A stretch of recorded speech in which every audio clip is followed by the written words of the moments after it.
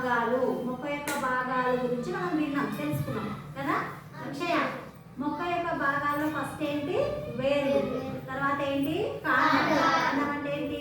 ఇది కాండం, ఇది కాండం. కాండం తర్వాత కాండం నుంచి ఏమొస్తున్నాయి? కొమ్మలు. ఇదొక కొమ్మ, ఇదొక కొమ్మ, ఇదొక కొమ్మ, ఇది ఇట్లా కొమ్మలు. కొమ్మలకి ఏమున్నాయి చూడండి? ఆకులు కదా, అన్ని ఆకులే కదా కొమ్మలకి. ఆకుల తర్వాత ఏమొస్తాయి? కనిపిస్తున్నాయి వైట్ కలర్ లో, పువ్వులు.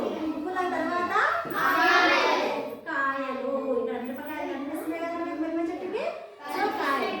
మొక్క యొక్క భాగాలను తీసుకుంటే మనకి ఇప్పుడు మిరపకాయ ఏమైతే పెద్దగైన తర్వాత అయిపోతుంది, కలర్ మారుతుంది కదా, పండు. అప్పుడు మిరప పండు అంటాం దాన్ని, అంటామా?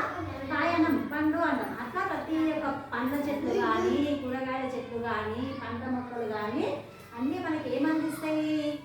ఈ వేర్ల ద్వారానే నీటిని, ఆహారాన్ని, పోషక పదార్థాలను తీసుకొని మనకు ఆకులను, కాయలను, పండ్లను, పూలను అందిస్తాయి. ఇది మొక్క యొక్క భాగాలు. మొక్క యొక్క భాగాలు చెప్పండి ఇప్పుడు. వేర్లు,